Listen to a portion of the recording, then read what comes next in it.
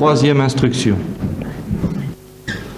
Je vois deux sortes de conclusions qui découlent un peu de ce que nous disions hier. La première, je commence par la moins importante, c'est qu'il y a trois distinctions qu'on trouve dans la tradition de l'Église et qu'on a quelquefois tendance, dans notre esprit, à confondre les unes avec les autres. Et ma conclusion, justement, c'est qu'elles ne se recoupent pas. Ce qui ne veut pas dire qu'elles n'ont pas des relations entre elles et que l'étude de ces relations mériterait de longs efforts dont nous nous dispenserons, parce que ça ne relève pas d'une retraite, mais d'un cours de théologie ou d'exagèse, ou les deux, ou tout ce que vous voudrez, y compris aussi d'une retraite, mais en tout cas, il est certain que nous n'épuiserons pas cette question, d'ailleurs inépuisable, mais nous éviterons de nous y lancer à fond. Je vous le signale simplement pour que, au moins, négativement parlant dans votre esprit, vous preniez garde de ne pas confondre ces trois distinctions sans y prendre garde, parce que ça peut être très nocif. Bon, vous avez une distinction tout à fait traditionnelle, avec un grand T dans la tradition, qui s'enracine dans la Bible, qui s'enracine dans la parole de Dieu en général, et puis qui a été longuement développée par l'Église, les deux Églises d'ailleurs, l'Église orthodoxe aussi bien que l'Église orientale, disons, aussi bien que l'Église occidentale, et puis l'Église dans sa totalité avec la grande tradition, la distinction entre les prédestinés et les réprouvés. C'est une distinction traditionnelle, vous la trouvez dans Grignon de Montfort en particulier, vous la trouvez bien dans Saint-Augustin, vous la trouvez partout. Première distinction. Deuxième distinction, que, alors là, l'Église a toujours pris soin, les théologiens, saint Thomas en tête, de ne pas confondre avec cette première distinction, sur laquelle je ne reviendrai pas. La prédestination n'est pas du tout un objectif, tout au moins un actus signato, je m'excuse de ce terme barbare, c'est-à-dire officiellement, j'y toucherai peut-être involontairement par la bande, mais je n'ai pas du tout envie de l'affronter. Donc nous laissons de côté cette distinction, simplement, elle ne recoupe pas les deux autres distinctions dont je vais vous parler maintenant, et qui elles sont capitales, et qui elles ne concernent pas justement ce que les théologiens appellent l'ordre d'intention, c'est-à-dire la prédestination, c'est quelque chose qui se passe dans la pensée divine, avec tous les mystères que ça comporte. Et alors là, j'y reviendrai peut-être effectivement en sourdine, à la fin, au moment de l'ultime pointe de ce que je voudrais vous dire. Mais il s'agit donc de la pensée divine et des intentions divines. Les deux autres distinctions concernent ce qu'on appelle l'ordre d'exécution, c'est-à-dire ce qui se passe en fait dans la réalité du monde des créatures. Alors, première distinction, très traditionnelle également, mais pas biblique aussi, mais pas avec la précision que justement la tradition de l'Église a pu apporter à ce sujet depuis. Les âmes qui sont en état de grâce et les âmes qui ne sont pas en état de grâce, c'est-à-dire qui sont en état de péché mortel ou au moins de péché originel si elles n'ont pas encore posé un seul acte. Enfin, laissons de côté le péché originel, avec également la masse de problèmes qui pourraient soulever. Nous voilà donc entre adultes, ou entre âges de raison, alors c'est le péché mortel ou l'état de grâce, ça c'est sûr, n'est-ce pas? Bon, c'est une distinction bien nette, celle-là, et qui concerne en effet la réalité. Or, elle ne recoupe pas la première, ça, tous les pères de l'Église et les théologiens l'ont dit. Telle personne, et le texte que nous venons de lire, nous deux, à la messe du Saint Curé d'Ars, qui est le texte d'Ézéchiel, justement, tu es un veilleur, le dit bien, si le juste se détourne de sa justice, donc si l'homme en état de grâce pêche à la fin, il n'est pas prédestiné. Donc vous voyez que c'est pas pareil. Et si le pécheur qui est... Arrête un instant. Alors, donc deuxième distinction, oui, si le pécheur donc se convertit, ce qui était la grande œuvre du Curé d'Ars, eh bien ça prouve qu'il ne faut pas confondre l'âme en état de péché mortel et l'âme réprouvée. Exemple, ce fameux jeune homme dont justement le curé d'Ars disait vous êtes damné, mais il ne désignait pas l'ordre de la prédestination. Il voyait un ordre d'exécution qui va nous amener d'ailleurs à la troisième distinction qu'il ne faut pas confondre non plus. Et ça se fait beaucoup plus avec celle dont je parle en ce moment, l'état de grâce ou le péché mortel. Alors, voyant que non seulement il était peut-être le péché mortel, mais qu'il était mal parti, ce qui concerne notre troisième distinction dont je vais parler à l'instant, il lui a dit, vous êtes damné, et ça pouvait paraître définir une prédestination, ou plutôt une réprobation. Et ce n'était pas le cas, puisqu'il s'est converti. Donc, ne pas confondre le mystère de la prédestination, auquel nous ne touchons pas pour le moment, en tout cas, du tout, et puis le mystère de l'état de grâce et du péché mortel, auquel nous touchons, lui, alors carrément, n'est-ce pas? Bon.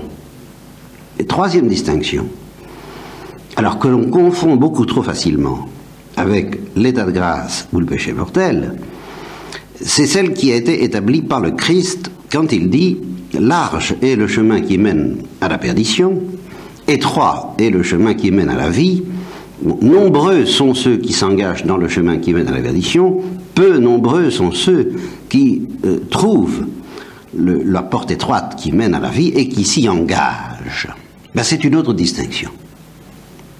Et qui, elle aussi, regarde l'ordre d'exécution, regarde pas du tout les intentions divines. Ça regarde ce qui se passe dans la vie. Eh bien, dans la vie, vous pouvez trouver des gens qui sont en état de péché mortel et qui s'efforcent d'entrer par la porte étroite, alors qu'ils n'ont pas encore reçu la grâce. Et c'est le cas en particulier, indiscutable, officiel, je dirais, de ceux qui se présentent au sacrement de pénitence sans avoir encore reçu la justification, la réconciliation efficace qui leur sera donnée par le sang du Christ. Les théologiens, à commencer par saint Thomas, disent que on peut être réconcilié avant le sacrement de pénitence, du moment qu'on a à supposer qu'on ait l'intention de s'y rendre. On peut être justifié dès qu'on a cette intention, ou même pour ceux qui ne sont pas évangélisés et qui ne savent pas ce que c'est que le sacrement de pénitence, on peut être justifié sans avoir l'intention d'aller au sacrement de pénitence pour la bonne raison qu'on ne sait pas ce que c'est. Bon, mais je passe. Il y a un cas.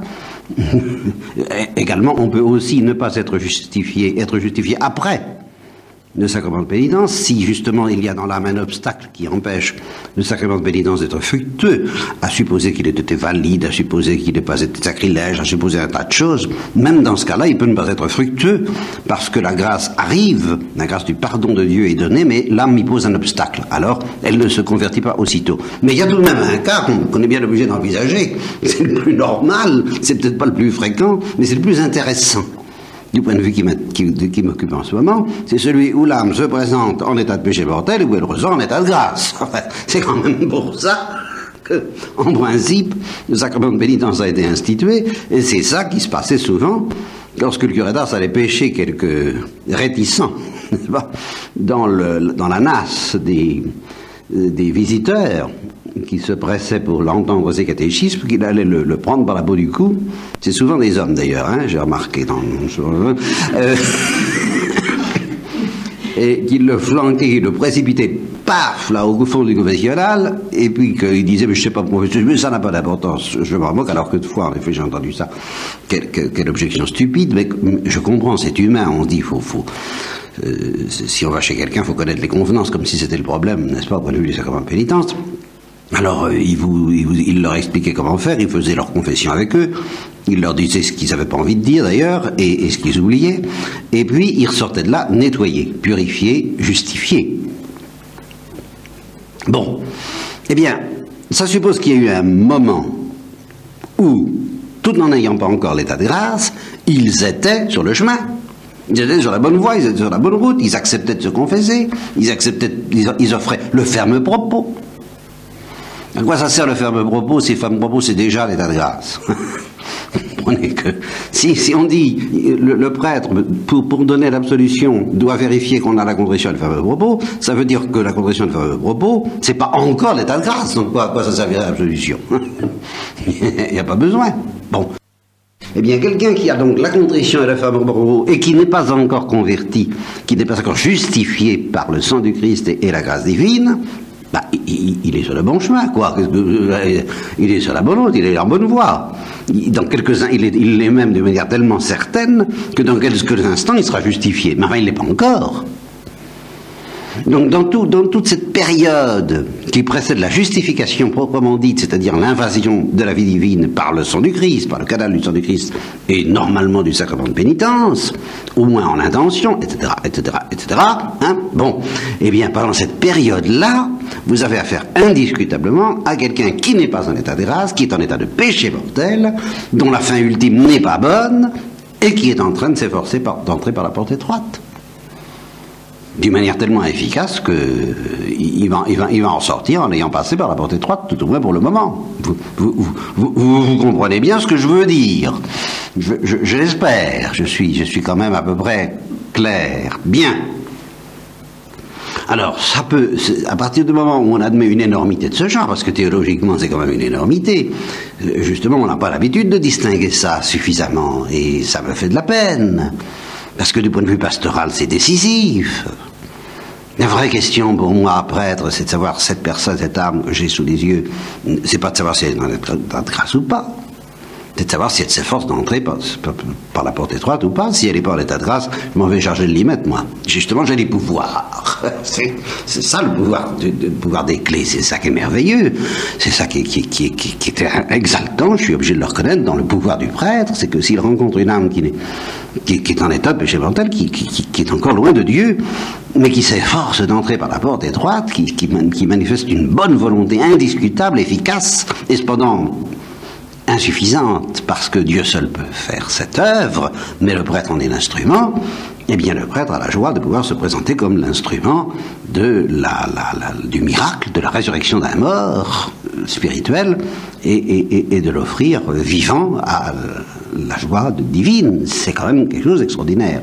Mais ça suppose évidemment, si on est conscient de cette tâche merveilleuse, qu'on en comprenne le sens. Pour en comprendre le sens, il faut comprendre la distinction entre être sur le bon chemin, s'engager dans le chemin étroit qui mène à la vie, et être en état de grâce, sans quoi ce serait plus la peine du prêtre. Plus besoin du prêtre s'il n'y a pas cette distinction. Le prêtre ne peut rien contre quelqu'un qui ne s'engage pas. C'est quelqu'un qui s'engage dans le chemin qui mène à la perdition, le fait obstacle à la grâce que le prêtre voudrait donner. Le prêtre ne peut rien. Il est obligé de s'incliner devant cette liberté qui ne se laisse pas convertir. Mais quelqu'un qui s'efforce d'entrer par la porte étroite, c'est la formule exacte du Christ, qui s'efforce d'entrer par la porte étroite. Le prêtre dit, ah ben je vais intervenir et je vais lui ouvrir cette porte, qu'elle ne peut pas ouvrir par elle-même. Elle peut frapper à la porte, s'efforcer, mais elle ne peut pas l'ouvrir. Oui, ce que j'appelle une bonne volonté efficace, c'est une bonne volonté qui essaie efficacement d'ouvrir la porte. Mais c'est pas une bonne, mais il n'y arrive pas. Et seul le prêtre, parce qu'instrument de la toute-puissance divine et de la miséricorde de Dieu, peut lui donner le sang du Christ et ouvrir la porte. Vous voyez comment l'œuvre du prêtre ne se conçoit que si on comprend bien cette distinction.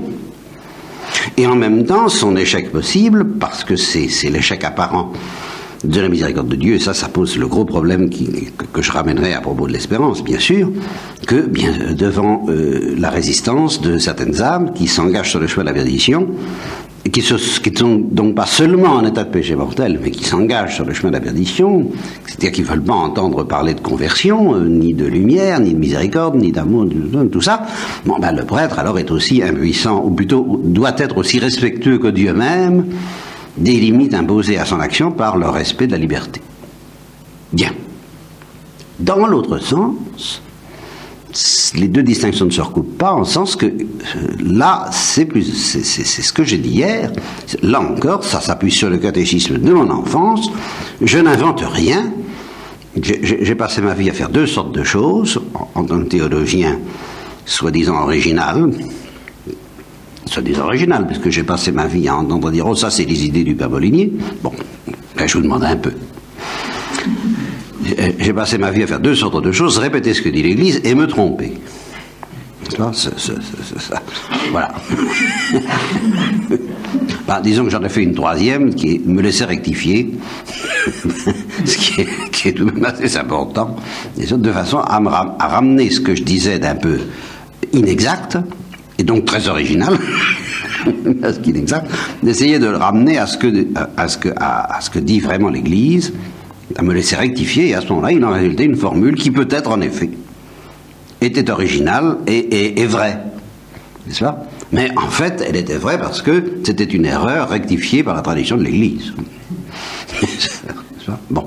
Par exemple, je ne sais pas si j'ai commis une erreur à propos de l'intuition de Thérèse, victime de l'Holocauste de l'amour miséricordieux, j'en ai peut-être commis, mais moyennant quelques accommodements et quelques précisions que je n'ai peut-être pas trouvées tout de suite, d'où des erreurs, il m'a semblé que ça devait s'appliquer à Jésus-Christ comme étant la première victime de l'Holocauste de l'amour miséricordieux. Je crois que ça, c'est pas une erreur, et c'est original, et c'est cependant la tradition de l'Église, j'invente rien quand même.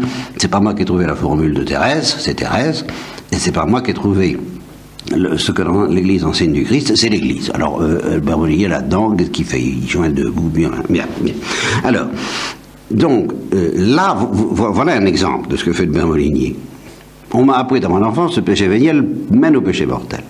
Bon, le Bermolinier se demande dans quel cas, si on se relève du péché véniel parce que c'est un péché de faiblesse, ou même parce que c'est un péché délibéré, mais qu'on en demande pardon rapidement, comme je vous l'ai dit, n'est-ce pas, rapidement. On se relève rapidement.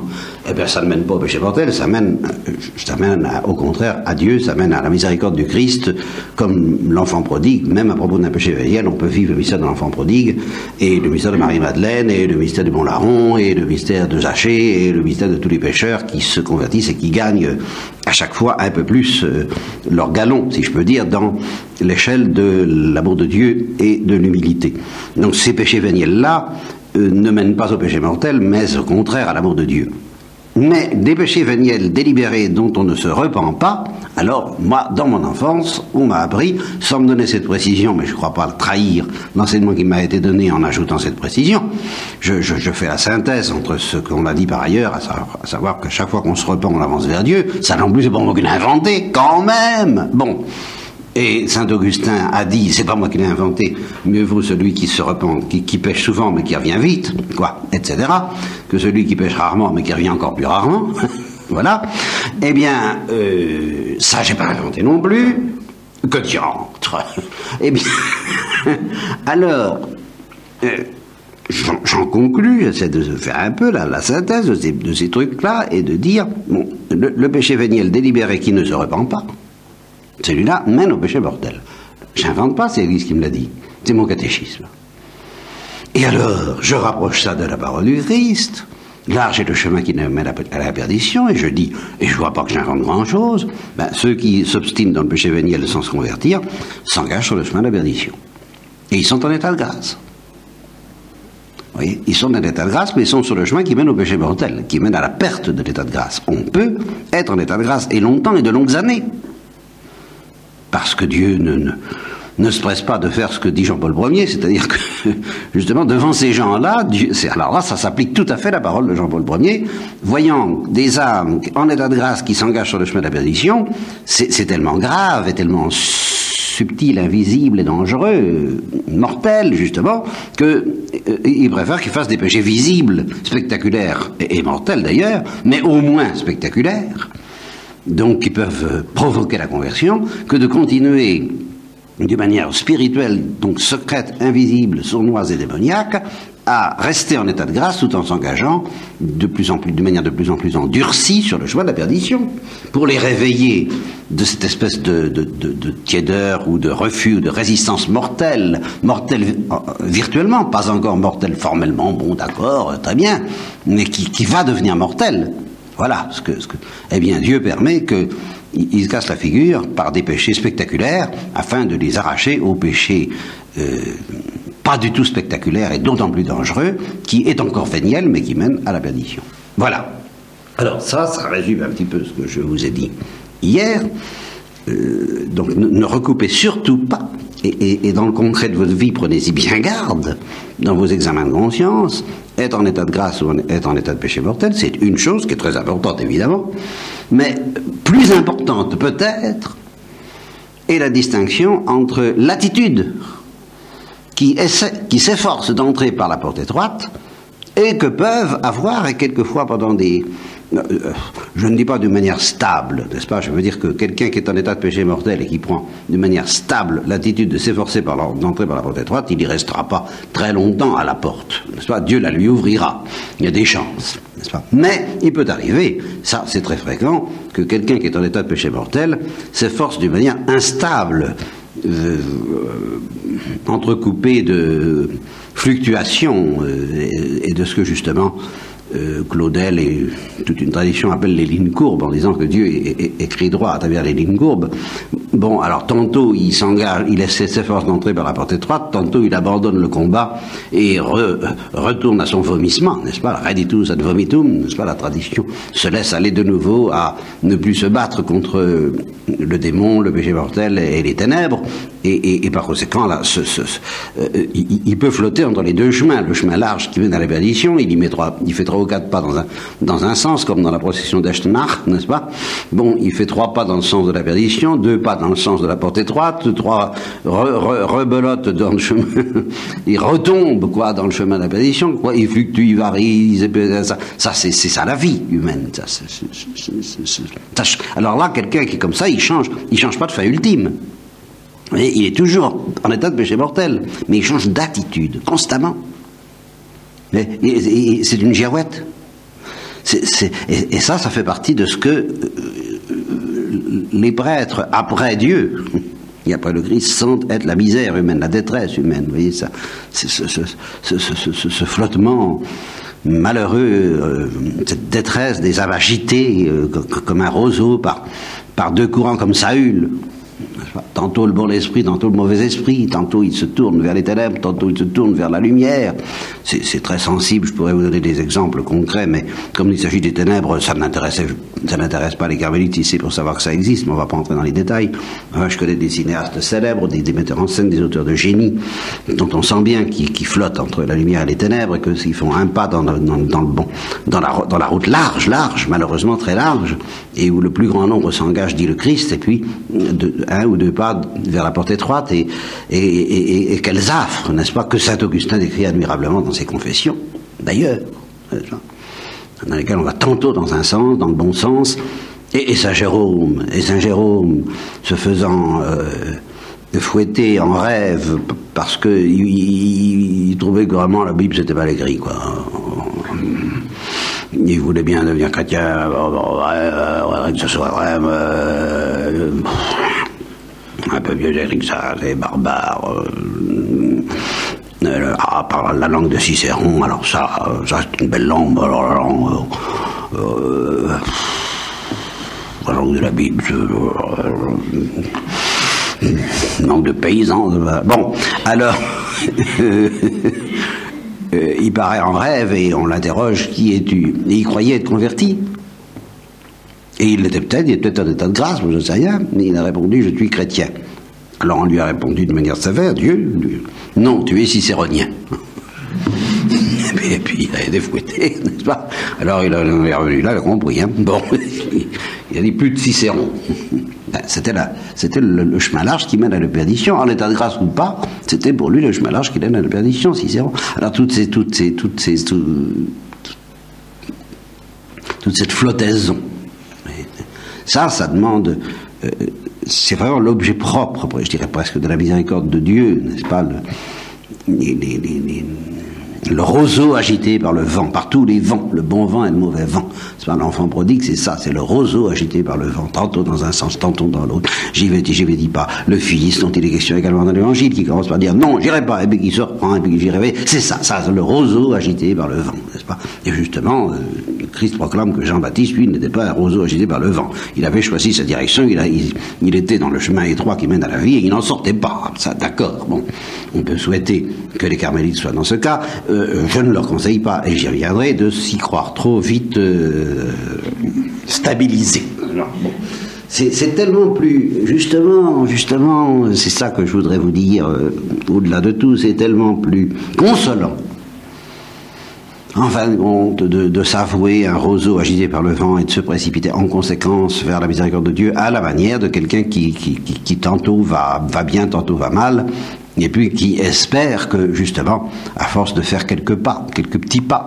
de lever son petit pied dans la direction de la porte étroite, eh bien, la grâce revienne et qu'elle se stabilise dans ce chemin avant même d'être en état de grâce pour les grands pécheurs, avant même d'être confirmé dans une sorte de fidélité pour des religieux, des religieuses, eh bien, avant même cela, que l'âme, par sa pauvreté vacillante, obtienne miséricorde. C'est ça mon espérance et mon soutien en ce qui me concerne, et ça me paraît plus solide que l'envie de vérifier qu'on est bien stabilisé sur le chemin étroit. Ça peut comporter des dangers, nous y reviendrons peut-être. Bon.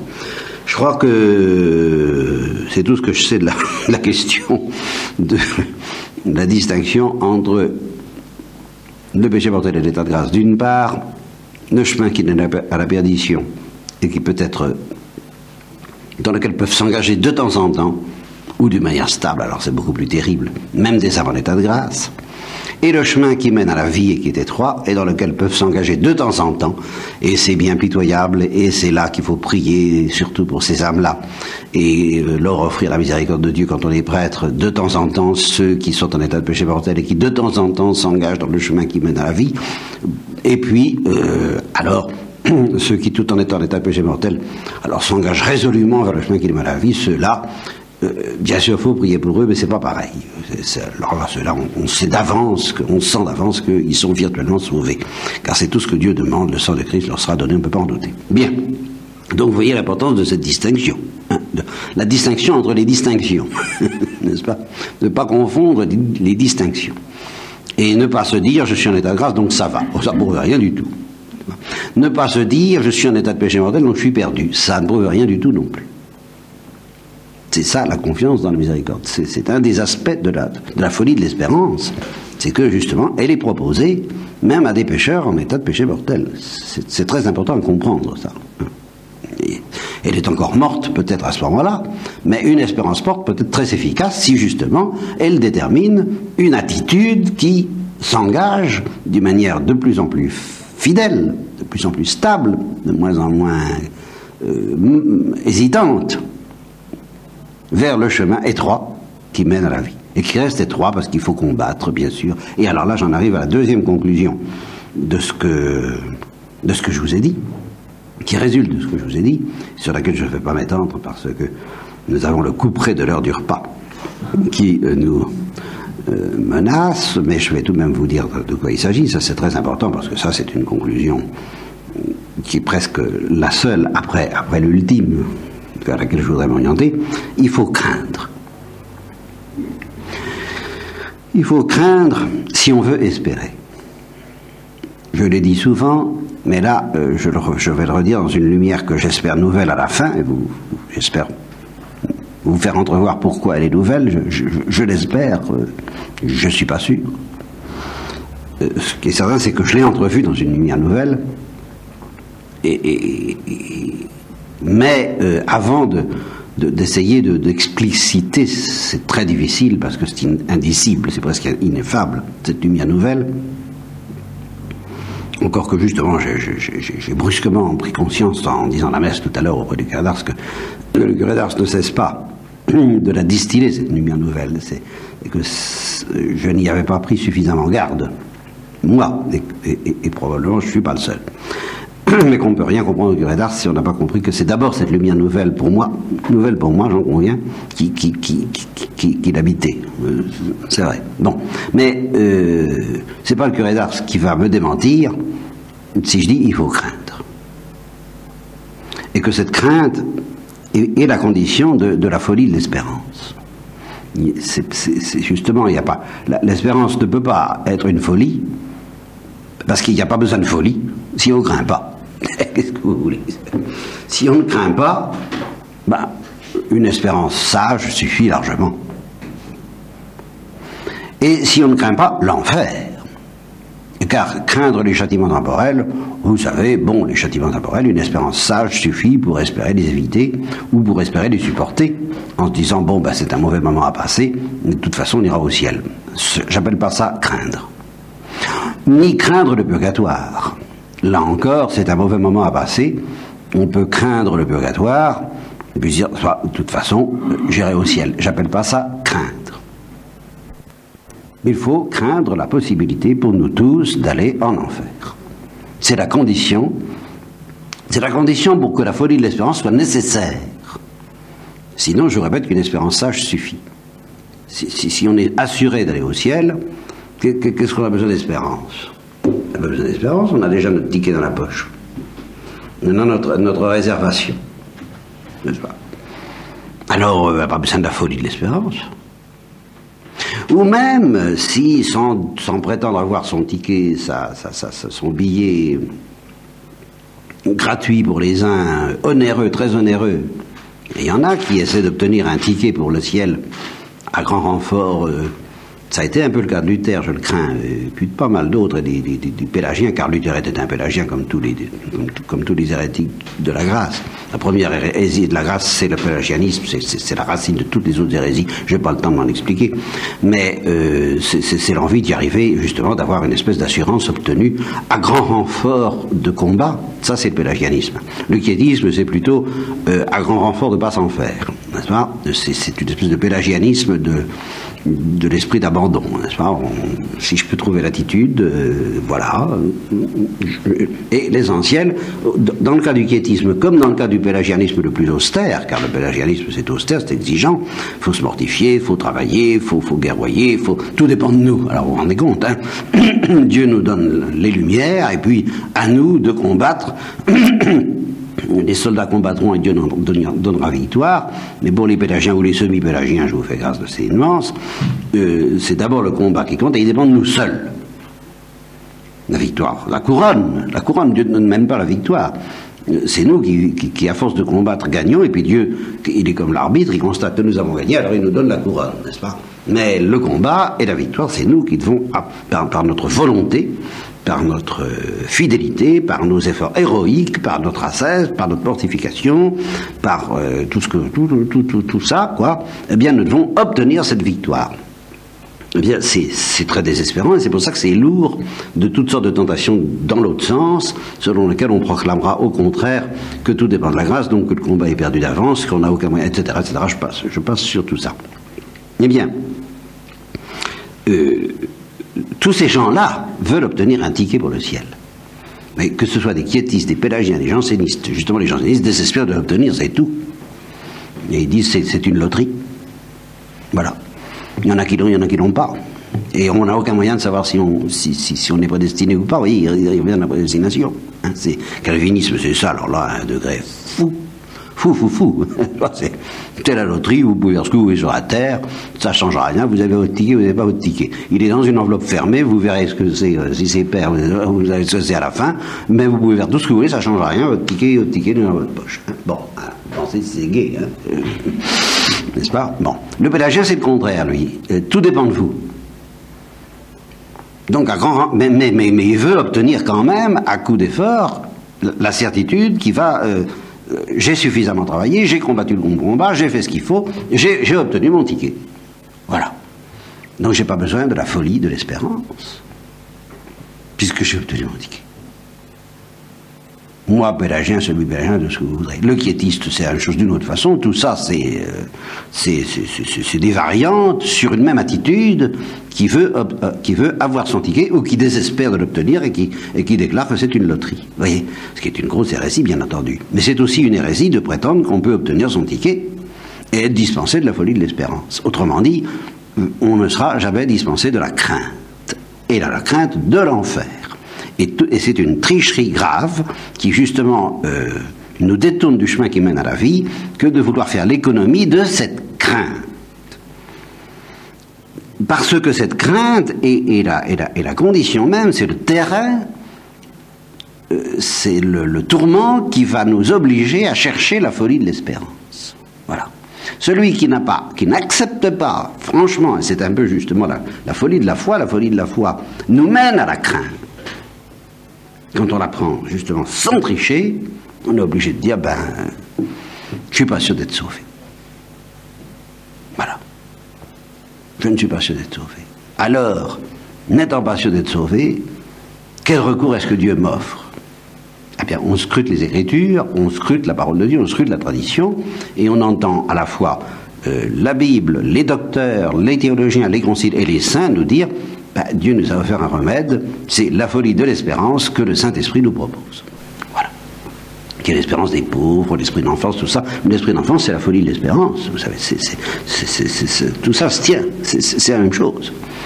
Mais pour ça, il ne faut pas tricher avec la crainte, parce que ça ne se situe pas au même niveau. La folie de l'espérance se situe à un niveau géologique extrêmement profond, qui est le niveau du Saint-Esprit, tout simplement, tandis que la crainte se situe au niveau psychique.